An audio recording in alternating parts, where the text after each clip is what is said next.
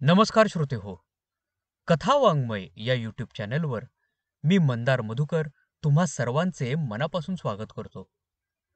श्रोते हो, आज तुम्हाला मी स्वतः लिहिलेली एक कथा ऐकवणार आहे.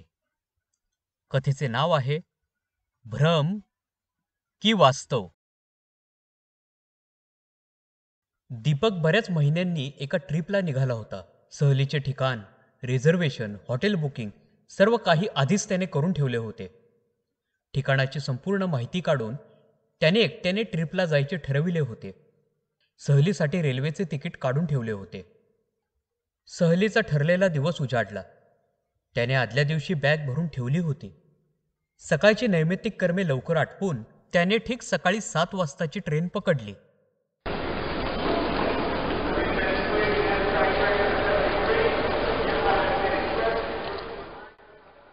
आता तो आपल्या रिझर्वेशन सीटवर बसून सहलीमध्ये आपण काय काय करणार आहोत त्याबद्दल तो विचार करू लागला.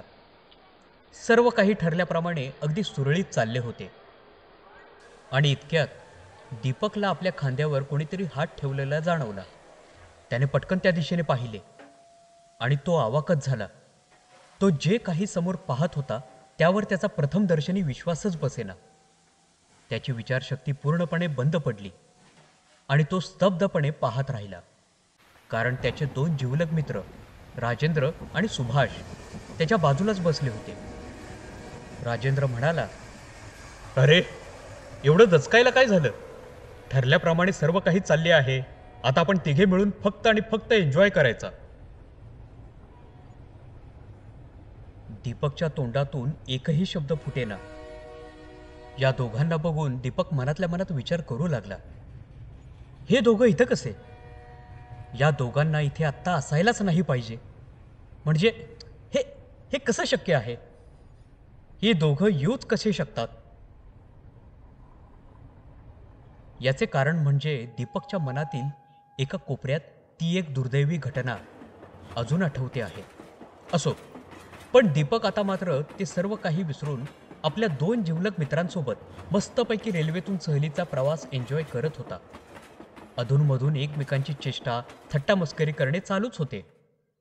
परंतु कुठे ना कुठे दीपकच्या मनात आत्ता या घडीला चालू असलेल्या प्रसंगाविषयी साशंकता होतीच. तरी देखील आता आपल्यासमोर वाढून ठेवलेल्या प्रसंगानुसार मित्रांसोबत तो आनंद घेत होता.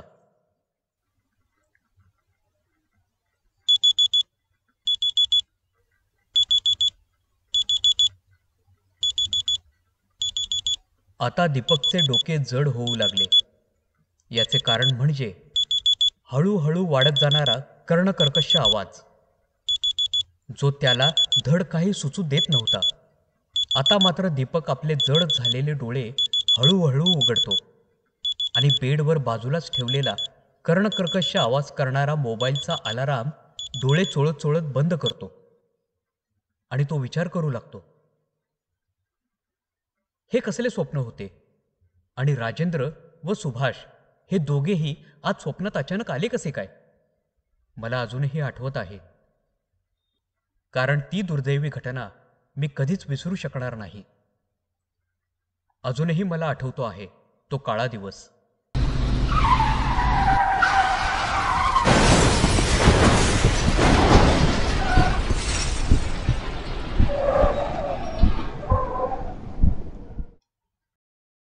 रोज कंपनीमध्ये एकत्र जाणारे आणि एकत्रच घरी येणारे आम्ही 3 जिवलग मित्र. पण एके दिवशी माझी तब्येत बरी नसल्यामुळे मी कंपनीला त्या दिवशी सुट्टी काढली. मी दिवसभर घरी आराम केला. पण संध्याकाळी मला कंपनीतून माझ्या एका सहकाऱ्याचा फोन आला की राजेंद्र आणि सुभाष रोड ॲक्सिडेंटमध्ये जागीच गेले. हे ऐकून माझ्या पायाखालची जमीनच सरकली. पण आता जाऊ दे, नको त्या भूतकाळातील आठवणी. तरी देखील एक प्रश्न मात्र अनुत्तरितच राहतो, हे दोघे माझ्या स्वप्नात आलेच कसे? ते म्हणतात ना, मनी वसे ते स्वप्नी दिसे, या उक्तीप्रमाणे कुठे ना कुठेतरी आपल्या आयुष्यातील काही जिवलग माणसांच्या आठवणी आपल्या मनामध्ये कुठेतरी दडलेल्या असतात आणि मग अशा स्वप्नांच्या माध्यमातून त्यांच्याबद्दलची ती आपुलकी, प्रेम, जिव्हाळा, त्यांच्या आठवणी या बाहेर येत असतात.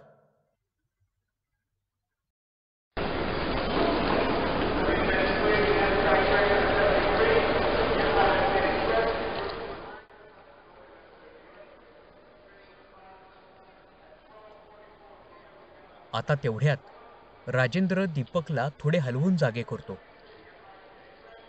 राजेंद्र म्हणतो, अरे यार, आपण तिघे ट्रिपला आलोय ना, तर मस्तपैकी एन्जॉय कर ना.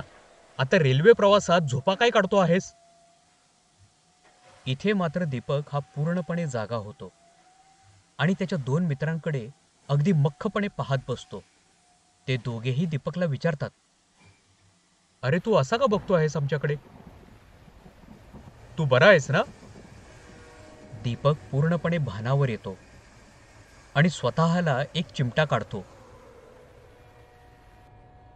ते दोघेही त्याला विचारतात, स्वतःला चिमटा का काढतो आहेस? तू ठीक आहेस ना? इथे दीपक काहीही न बोलता फक्त होकारार्थी मान डोलावतो. दीपक आता गोंधळलेल्या मनस्थितीत होता, कारण सुरुवातीला जे काही घडले ते स्वप्न आहे की वास्तव, की आत्ता जे काही घडते आहे ते खरे वास्तव आहे. मी खऱ्या आयुष्यात, खऱ्या जगामध्ये आता जगतो आहे की मी अजूनही स्वप्नांमध्येच वावरत आहे, की मी स्वप्नामध्येच आता दुसरे स्वप्न पाहत आहे. कथा समाप्त. श्रोते हो, तुम्हाला देखील अशाच नवनवीन गोष्टी ऐकायच्या असतील तर कथा वाङ्मय या यूट्यूब चॅनलला कृपया लाईक करा, शेअर करा आणि सबस्क्राईब करा.